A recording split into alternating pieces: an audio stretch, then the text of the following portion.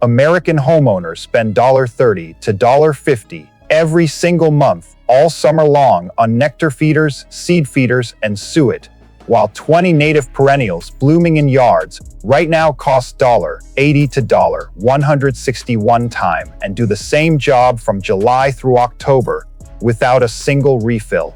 Because nobody ever showed you that July is the exact month birds are feeding nestlings and locking in territory around whatever is blooming today.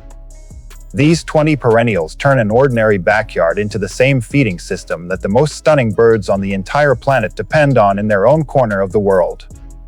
And the one at number 20, that is the one most American gardeners have never even heard of, let alone planted.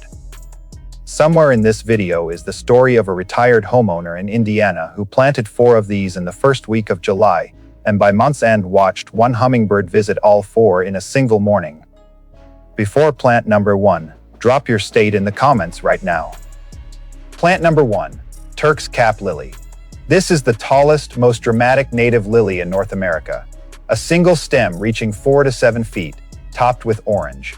Red reflexed petals covered in deep purple spots that curl completely backward, exposing the long flower tube the way no other native lily does. Zones 4 through 9, part shade to full sun, $8 to $15.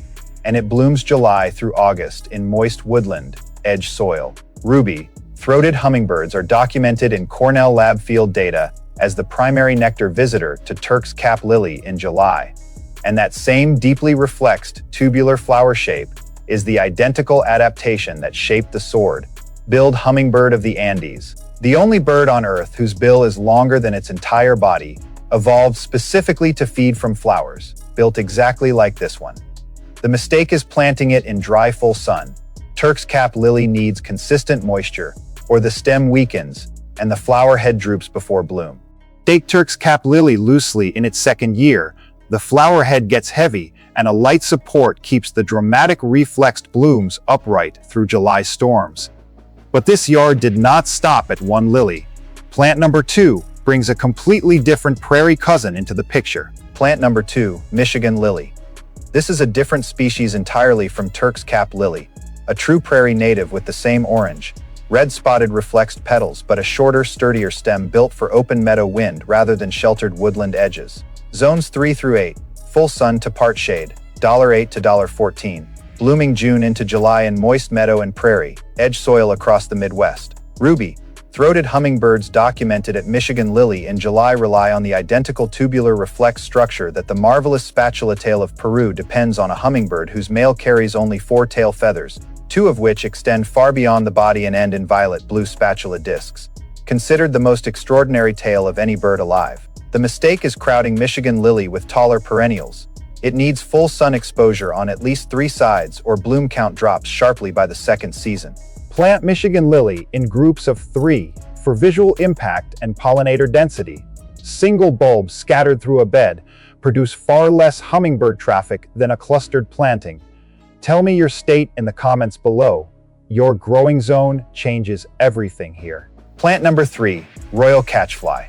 This is one of the most vivid scarlet red perennials in American gardens, and one of the most underused and endangered in several states. Brilliant 5-petaled red blooms on 3-foot stems, and almost never sold at mainstream garden centers despite its remarkable color. Zones 4 through 8, full sun, $5 to $10. Blooming July into August in lean, well-drained soil. Ruby-throated hummingbirds, documented at Royal Catchfly, in July show the same red tube feeding preference that drives the crimson sunbird of Southeast Asia to its preferred blooms.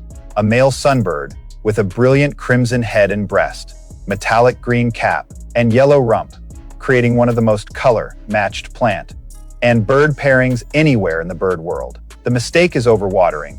Royal Catchfly is a true dry prairie native, and consistently wet soil causes crown rot within a single season. Source: Royal Catchfly from a native plant nursery, not a big box garden center. This species is rarely stocked commercially, and most successful plantings start from specialty seed. If you are watching and not yet subscribed, hit subscribe now. It is always free. Plant number 4, Red Bee Balm.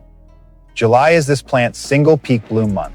Bright red ragged star, shaped flower heads covering a 2 to 4 foot clump, and one of the most beloved native summer perennials in the entire eastern United States. Zones 4 through 9, full sun to part shade, $5 to $9.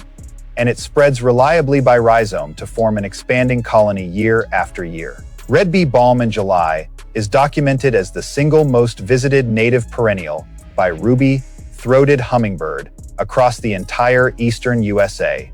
And that same red tubular bloom shape connects directly to the fiery-throated hummingbird of Costa Rica's high cloud forests, a bird whose male carries the most complex iridescent gorget of any hummingbird on Earth, flashing red, orange, yellow, blue, and violet depending on light angle. The mistake is planting it in still. Humid corners, bee balm needs airflow, or powdery mildew covers the foliage by August. Base bee balm clumps 18 inches apart minimum for airflow. Crowded plantings in humid southeast and mid-Atlantic yards develop mildew within weeks. Have you ever grown this plant or seen this bird in your yard? Drop it below. I read every comment. Plant number 5, cardinal flower. This is the documented #1 hummingbird attractor in the entire eastern United States. Brilliant scarlet spikes reaching 3 to 4 feet, and July is its first bloom month, the exact point of peak nectar production for the entire season. Zones 3 through 9, part shade to full sun, $5 to $8, and it thrives in consistently moist soil near rain gardens, pond edges, or low spots. Cardinal flower in July carries the highest nectar density of any native perennial measured in North American field research. And that same extreme nectar investment is mirrored globally by the violet-tailed sylph of Ecuador and Colombia, a hummingbird whose male grows an iridescent violet, blue forked tail twice the length of his own body, one of the most visually dramatic hummingbirds alive. The mistake is letting cardinal flower dry out even once. A single dry week in July can kill an otherwise healthy plant. Mulch cardinal flower heavily to lock in soil moisture through July heat. This single step is the difference between a thriving stand and one that collapses in a dry spell. But cardinal flower's nectar record does not stand alone for long. Plant number 6 is about to challenge it. Plant number 6, great blue lobelia, the blue selection cultivar, a distinct name variety bred for deeper, more saturated blue spikes than the standard wild species, and a plant so overlooked that most garden centers do not carry it at all. Zones 4 through 9, part shade, $5 to $10. Blooming July through September in consistently moist soil alongside cardinal flower. Ruby-throated hummingbird is documented as the primary July visitor to great blue lobelia blooms in the eastern United States. And that same iridescent blue intensity echoes across the world in the superb starling of East Africa, a bird with iridescent blue, green upper parts, a chestnut belly, and a crisp white breastband, considered one of the most colorful starlings on Earth. The mistake is planting it in full sun without consistent water.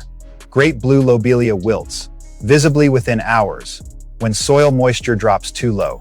Pair great blue lobelia directly beside cardinal flower. The blue and red spikes blooming together create the highest hummingbird traffic combination documented in Eastern garden studies. Did you know this plant attracted this bird?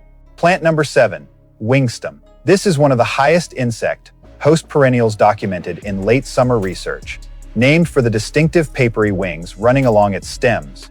Yellow, irregular ray flowers bloom July through October on a tall 5 to 8 foot plant, and it remains one of the most underused natives in American gardens. Zones 4 through 8, full sun to part shade, $4 to $8. Thriving in moist soil along yard edges and low areas. American goldfinch and Carolina wren are documented as primary July foragers on the dense insect population wingstem supports. And that same high insect density foraging behavior is echoed globally by the painted redstart of Mexico and the southwest United States, a warbler with a brilliant red breast, jet black upper parts, and white wing patches that flash dramatically in flight. The mistake is placing wingstem in a small border.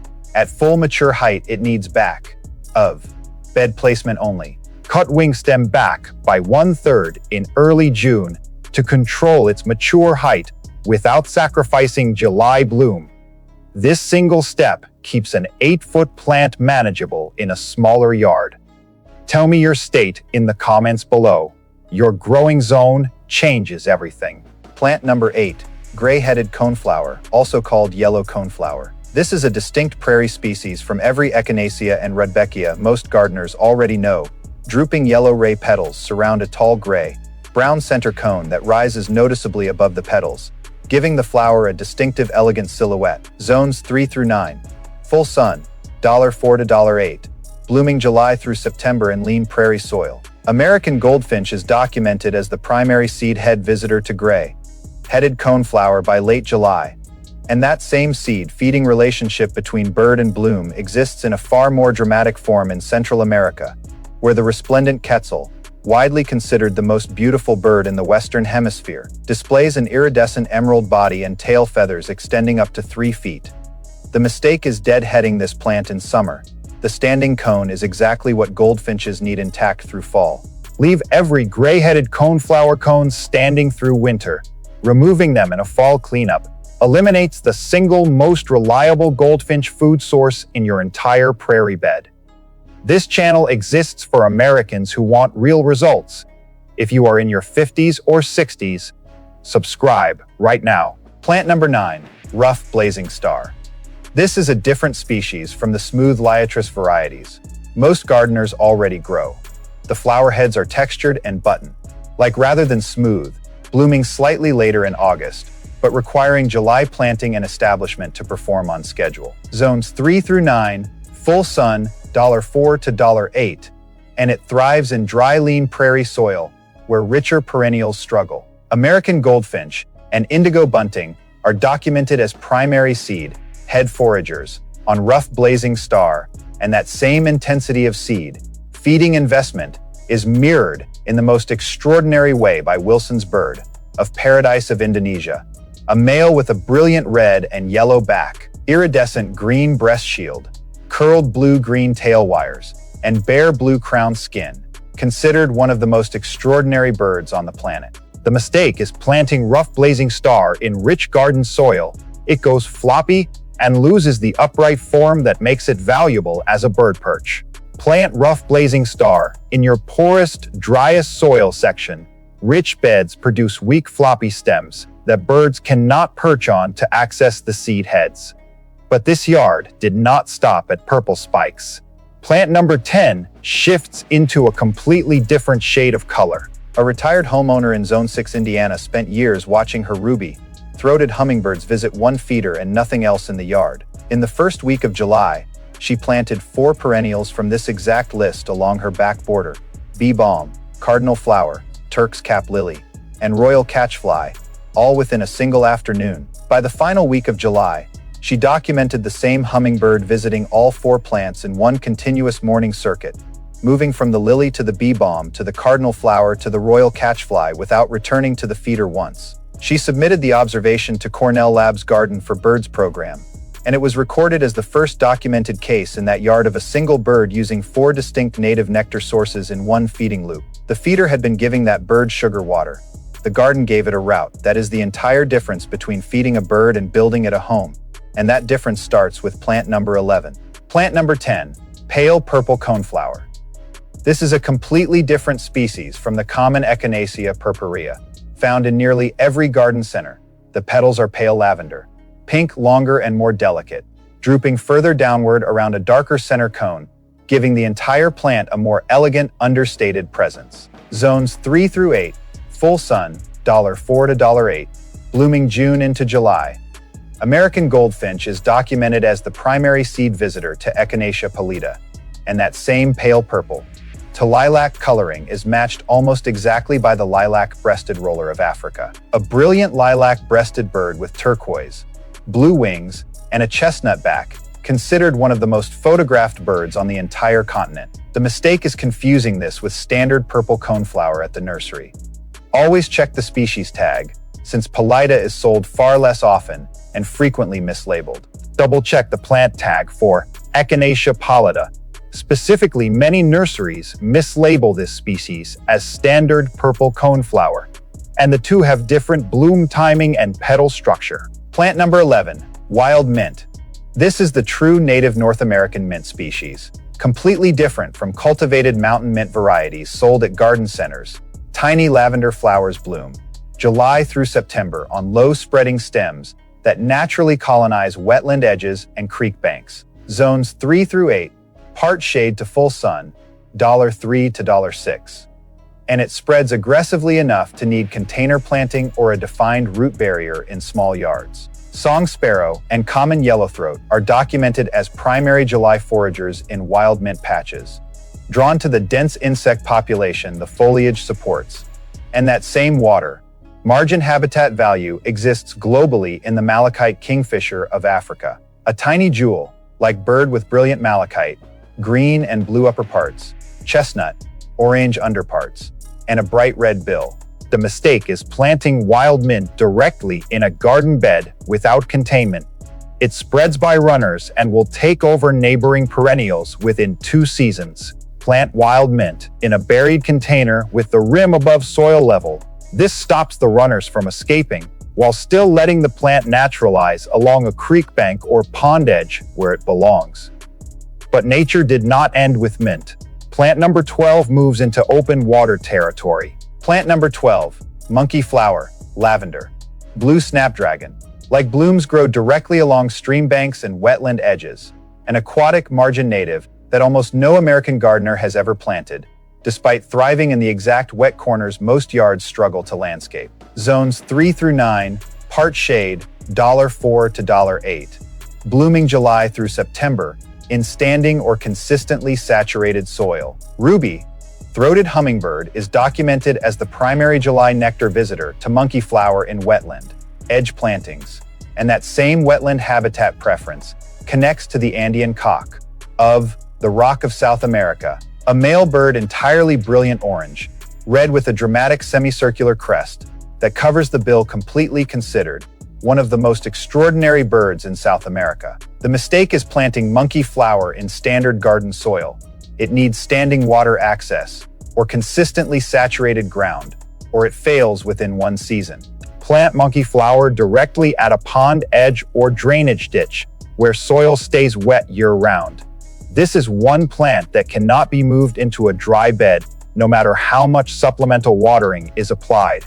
Have you ever grown this plant or seen this bird in your yard? Plant number 13, hoary vervain, a different species entirely from the blue vervain most native gardeners already know. Silvery, hairy stems support tall purple flower spikes that bloom progressively from bottom to top, July through September, in dry prairie soil where most perennials struggle. Zones 3 through 9, full sun, $3 to $6, and it tolerates drought better than nearly any other plant on this entire list. Field sparrow and indigo bunting are documented as primary seed foragers on hoary vervain, and that same extraordinary investment in ornamentation appears globally in the king of Saxony bird, of paradise of New Guinea, a male with 2 head plumes 3 times the length of his body, each bearing alternating blue-green enamel, like flag decorations. Considered one of the most bizarre and extraordinary birds alive. The mistake is amending the soil before planting. Hoary vervain performs worst in rich soil and best in the leanest, driest ground available. Skip soil amendment entirely for hoary vervain.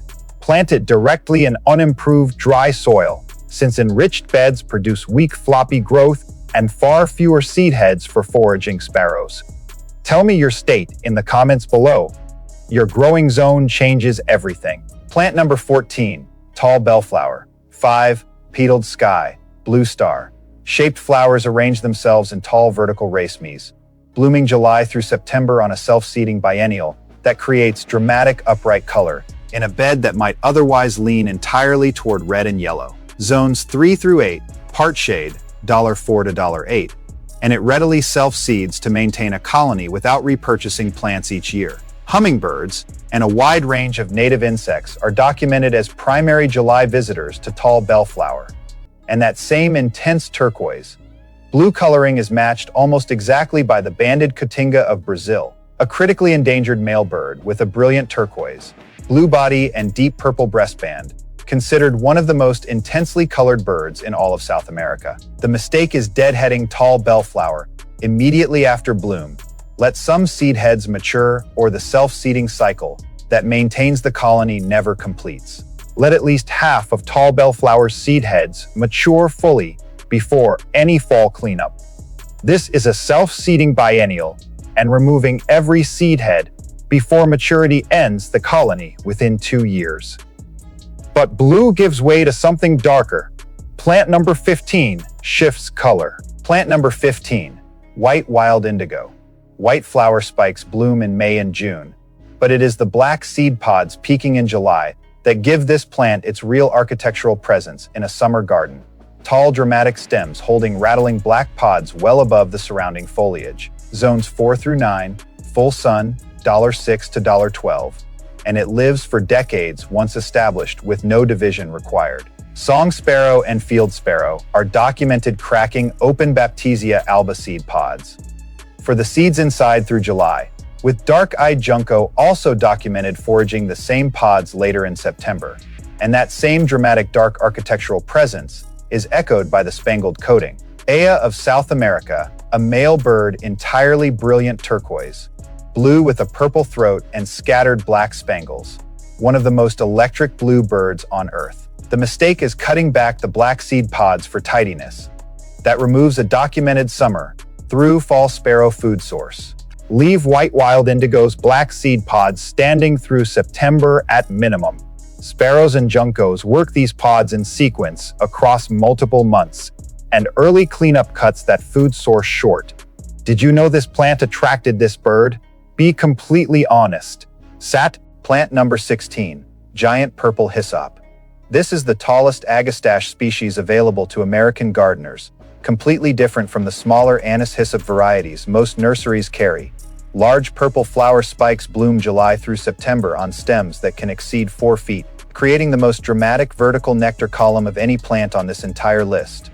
Zones 4 through 8 full sun, $5 to $10, with a strong minty anise fragrance that releases when the foliage is brushed. Ruby, throated hummingbird, is documented as the primary July nectar visitor to giant purple hyssop, and that same long vertical nectar rich structure relates directly to the long-tailed sylph of Colombia and Ecuador, a male hummingbird with an extraordinarily long forked iridescent blue-green tail 4 to 5 times the length of his body. The mistake is planting giant purple hyssop in a small front bed at full height. It needs back row placement or it overwhelms shorter neighboring plants. Place giant purple hyssop at the back of any mixed border.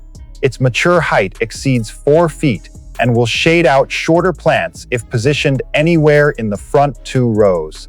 And plant number 17 shifts from purple back into the most intense red on this entire list. Plant number 17, fire pink, a completely different species from royal catchfly covered earlier in this video. Intense scarlet 5-petaled flowers bloom May into June, but extend into July in cooler northern zones, growing naturally along woodland edges where dappled light keeps the flowers vivid. Zones 4 through 8, part shade, $4 to $8.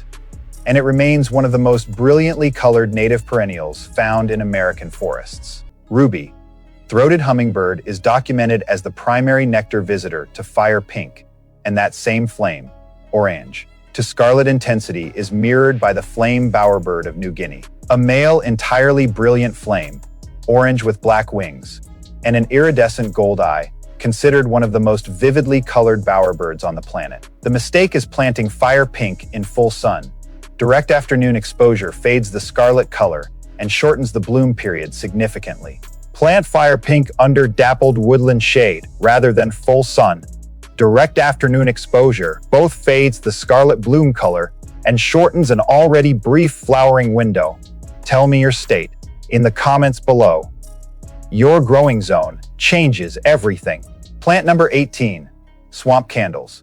Bright yellow star-shaped flowers arrange themselves in long upright spikes, blooming July into August in wetland, edge and consistently moist soil, a dramatic golden presence that almost no American gardener has ever planted, despite its striking appearance. Zones 3 through 8, part shade to full sun, $4 to $8, and it spreads gradually by rhizome in consistently wet conditions. Song sparrow and common yellowthroat are documented as primary wetland edge foragers on swamp candles in July, and that same rich golden yellow coloring is matched directly by the golden pheasant of China, a male with an extraordinary golden yellow crest, brilliant red body, a teal, green, and blue barred cape, and a long golden tail, considered one of the most ornate birds on Earth.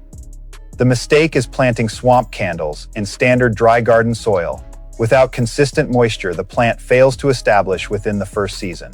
Plant swamp candles only in soil that stays consistently moist or wet. Pond edges, rain garden, low points, or drainage swales are the only locations where this species reliably establishes and spreads. Tell me your state in the comments below. Plant number 19, world milkweed. A completely different species from both butterfly weed and swamp milkweed already known to most gardeners. Fine needle. Like leaves grow in distinctive whorls around the stem, with tiny white flower clusters blooming July into August on the most delicate and overlooked native milkweed species available. Zones 3 through 9, full sun, $4 to $8, and it tolerates the driest, leanest soil of any milkweed on this list. American goldfinch is documented collecting the silky seed fiber from world milkweed pods, while eastern bluebird forages the insects drawn to its delicate whorled stems, and that same delicate jewel-like presence is matched by the superb fairy wren of Australia, a male in breeding plumage carrying brilliant cobalt blue head, back, and wings with a black mask and breastband, one of the most beloved small birds in the entire country. The mistake is overlooking world milkweed for showier milkweed species. Its fine texture provides ground-level habitat value the larger species cannot match. Plant world milkweed in your driest, leanest soil section. It outperforms every other milkweed species in drought conditions and asks for nothing beyond full sun. But this script saved its most overlooked perennial for last. Plant number 20 closes everything. Plant number 20, tall thimbleweed. This is the plant I mentioned at the very beginning. White 5-petaled flowers bloom June through August, but it is the prominent thimble-like seed heads that make this plant remarkable. By August, those seed heads burst into fluffy cotton-like tufts that almost no American gardener has ever connected to bird behavior. Zones 3 through 8, part shade, $4 to $8, and it naturalizes slowly into a permanent woodland edge colony from a single initial planting. American goldfinch is documented collecting the fluffy seed tuft material from tall thimbleweed in August specifically for nest lining, and that soft, cascading tuft material mirrors, in its own quiet way, the spectacular cascading golden, orange, and red plumes of the Ragiana bird of paradise of Papua New Guinea, the national bird of that country, whose males perform elaborate canopy dancing displays unlike any courtship behavior in the natural world. The mistake is cutting thimbleweed back before the seed heads mature. That removes the single material this plant offers nesting birds. Leave tall thimbleweed seed heads completely undisturbed through August and September. That fluffy tuft material is actively collected for nest lining, and early cleanup removes the entire ecological purpose of planting it. This nocturnal to summer garden closes with 3 final facts. We are not ending here, because 3 facts about July perennial planting never make it into mainstream garden advice, and you need all 3 before the season closes. First, July transplanted perennials with strong root systems, including bee balm, cardinal flower, and great blue lobelia, establish fast enough to bloom in the same season if planted within the first 2 weeks of the month, while perennials planted in August routinely skip blooming entirely until the following year. Second, university-documented field research confirms that red and orange tubular blooms attract the highest hummingbird traffic of any color family in North American gardens, which is why 5 of the most visited plants in this entire list share that same color range. Third, a complete 20-plant July garden covering zones 3 through 9 costs between $80 and $161 time, fully replacing a $30 to $50 monthly feeder routine within the very first season. You just received zone-accurate, dollar-grounded, nature-referenced bird and garden wisdom that most channels never put in one place. Here is the single clearest action plan for planting this July garden in your specific zone. If you are in zones 3 through 5, start with Michigan lily, cardinal flower, great blue lobelia, gray-headed coneflower, and tall thimbleweed.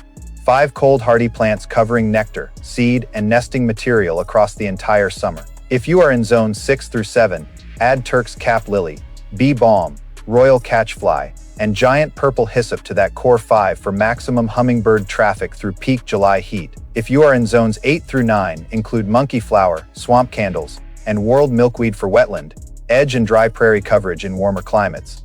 Plant within the first 2 weeks of July for same season bloom. Miss the window and the entire peak summer feeding cycle shifts to next year. The birds are already looking for these plants right now. 20 perennials. 20 connections to some of the most stunning birds anywhere on this planet. Proof that the same flower shapes, colors, and seed structures, drawing ruby-throated hummingbirds to an Indiana backyard, are the same designs that shaped birds of paradise in New Guinea and quetzals in Central America. This channel finds the plants, names the birds, confirms the zones, and gives you the dollar truth every single week. For American gardeners in their 50s and 60s who are done guessing and ready to build something real before July runs out, subscribe to this channel. The plants that bring the world's birds to your own yard are still out there. We find them every single week.